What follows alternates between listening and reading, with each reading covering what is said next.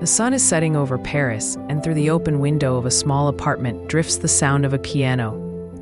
Gentle chords, harmonies that blur like watercolors, melodies that seem to float rather than march. Inside, a man leans over the keyboard, sketching ideas on paper, then striking a chord again to test its color. He is not interested in rules or traditions. He wants sound to breathe like light, like air, like waves.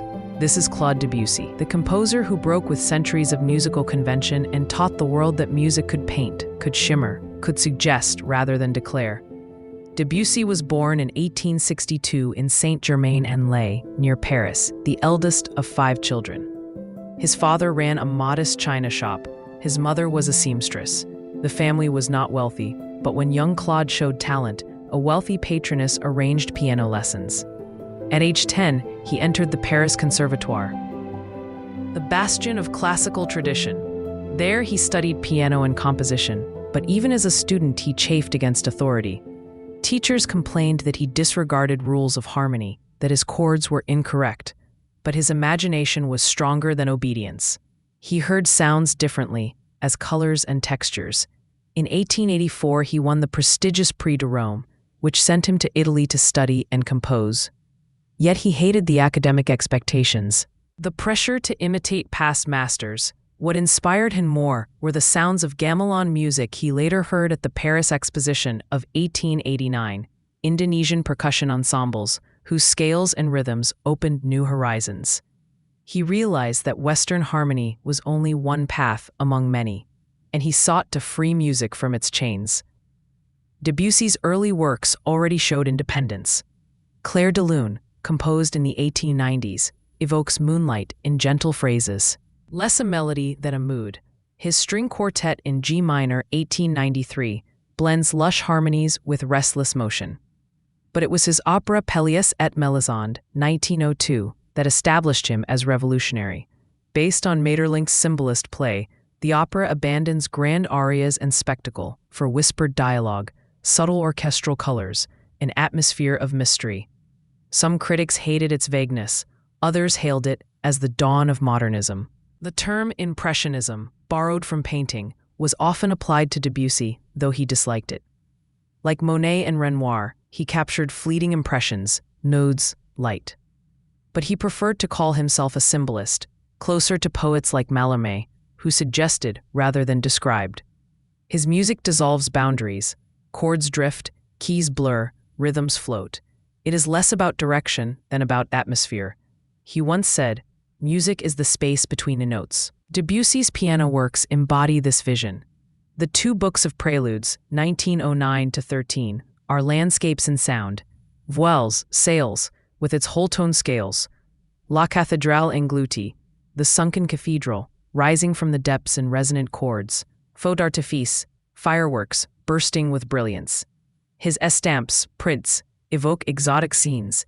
Tagodes influenced by gamelan. La Soirée dans Grenade with its Spanish rhythms. His images and children's corner suite show playfulness, delicacy, wit. He reinvented the piano as an instrument of color, not just line. His orchestral works are equally groundbreaking. Prélude à l'après-midi d'un fan, 1884, inspired d'un Mallarmé poème, opens with a languid flute solo that seems to dissolve tonality. It scandalized conservatives but enchanted younger composers like Ravel and Stravinsky. La Mer, 1905, his symphonic sketches, portrays the sea not with literal storm, but with shifting textures, glittering surfaces, currents of sound. It remains one of the greatest tone poems, painting water and music. Nocturnes, 1899, explore moods of clouds, festivals, sirens. Everywhere Debussy rejects rigid form for fluidity, suggestion, mystery. Debussy's personal life was stormy. He was passionate, difficult, often selfish. He married, separated, took lovers, scandalized Parisian society. He was sensitive to criticism, sometimes defensive, but he followed his path regardless of gossip. Ill health plagued him in later years, yet he continued to compose, pushing boundaries further. His ballet, Je, 1913, commissioned by Diaghilev, anticipated modernism with fragmented motifs. The First World War darkened his final years. He wrote his late sonatas for chamber groups, violin, cello, flute, harp, delicate, concise, enigmatic. He died in 1918 of cancer as German artillery shelled Paris.